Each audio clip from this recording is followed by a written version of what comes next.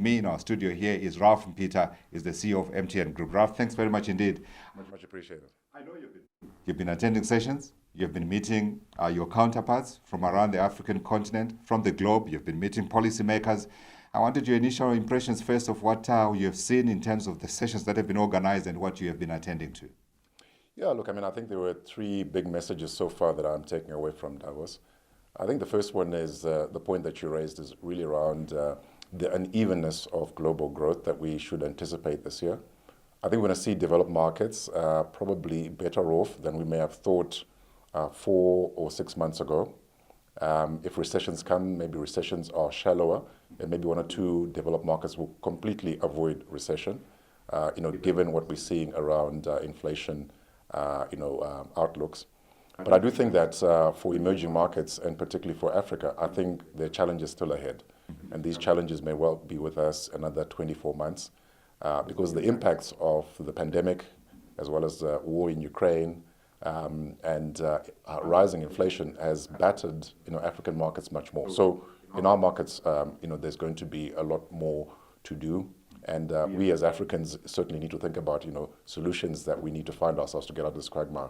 The second thing is really around the issues around technology. As MTN, for sure, we're interested in what's happening in the shift to technology. Lots of sessions around artificial intelligence and what's going on in that space. And also the space economy. We're starting to see satellites being built that can provide decent broadband coverage. And the question is, how will they work with terrestrial networks in the next 5 to 10 years?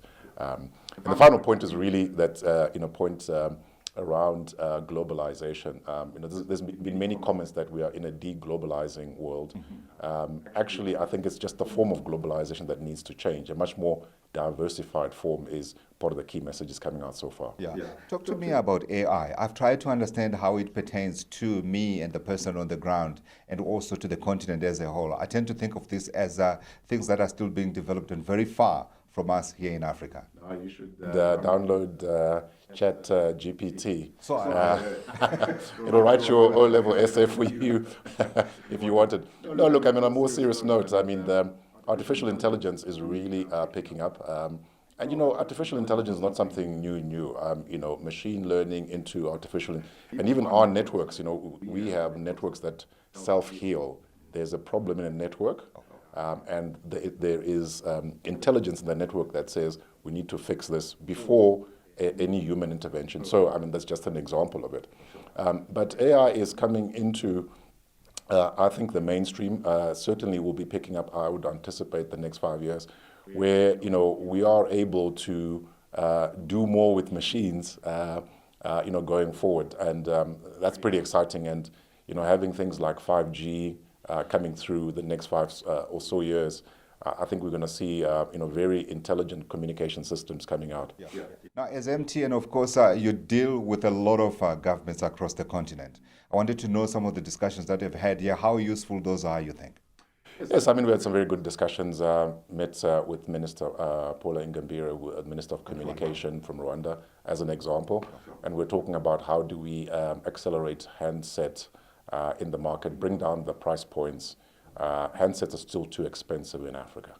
And the question is, how do we use the funds, reduce customs duty, and also do a bit of device financing? So we had a bit of a discussion around that, and we're very pleased that in Rwanda, the broadband policy is moving on. So, 5G spectrum is coming, pretty soon in the market like that. So that's just an example. So it's the key issues about, how do we get more Africans connected much more quickly. That's kind of the essence of the discussions with the authorities. Unfortunately, I have to ask you about things back home because this is important in terms of obviously the issues that you're talking to and ensuring that Africans are connected. We've had the issue, your issue now with the authorities in Ghana. I wanted to know to what extent you've been able to have discussions and whether you see a resolution on the horizon. No, we will be in Accra in a couple of days' time. And to look to amicably solve the issue. We've been on record that we are of the view, firmly of the view that taxes due have been paid under that period. We're a responsible corporate citizen, and there is no reason why we would ever under-declare revenue. To under-declare revenue means you under-declare profits. There's no sense to doing that. And so, we feel quite resolute about that position. I mean, we'll engage very respectfully with the authorities there and look to, to sort out the matter. But, our position right now, taxes due have been paid. We hold no provision, no contingencies around this particular matter because we are highly convicted and convinced, through other independent verification that actually the taxes due, have been paid in the period. But, we still are engaging, so, we'll probably have more to say in a couple of weeks' time. Sure. Okay. Just one more story here that we need to talk about, Ralph, is of course the energy crisis in South Africa and the impact that it has on businesses such as yours. But I think even more importantly, the impact that it has on small businesses that rely on networks like MTN to survive. Your thoughts? Yeah, I mean, I think in South Africa we must say that we have a crisis. I think once you admit you have a crisis, you start focusing on the solutions. I mean, our networks rely principally on two things. They rely on spectrum and they rely on power.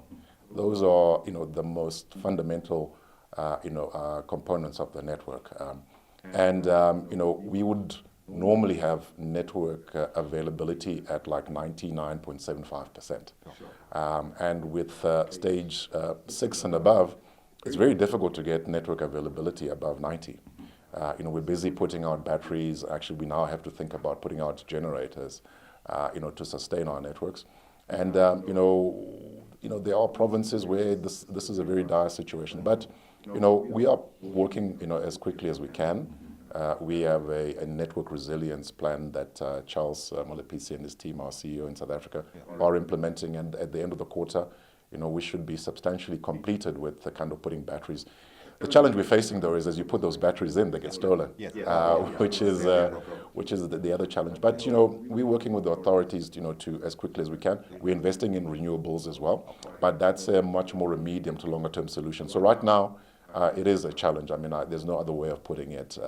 And it's an extra cost as well, isn't it? How much it's an extra cost. It's extra cost, extra capex, extra opex.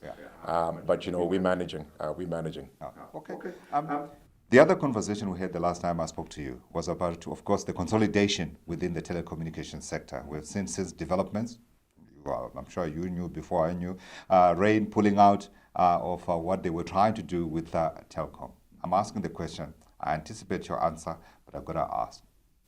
Would you go back for Telecom? Look, I mean, the rationale, the strategic rationale for consolidation, it remains. I mean, nothing changes of a strategic nature in 3 to 6 months. We are of the view, and we see it across African markets, that the model of 4-player markets is unsustainable. You don't see it in Ghana. You really don't see the number 3 and 4 having the capacity to invest, to sustain a continual investment in the network. It's a very capital-intensive business. 20 years ago, it was very different. Voice-centric networks did not require as much capital, so you could have 4 to 6 players. But right now, it's actually quite challenging for a number 3.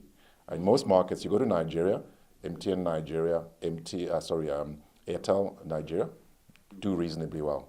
Glo, 9Mobile, really challenged. You go to Ghana, MTN Ghana does well, but actually the rest of the sector is actually battling. So it's, the kind of wave of consolidation actually sweeping across other markets, and we think it's, it's relevant to South Africa. So strategic rationale has not changed, but we pulled out from that discussion, and there's no further update on that right now. If you were looking for me to say anything more. I hear you, Ralph. Thanks very much for joining us today. Much appreciated. Thank you.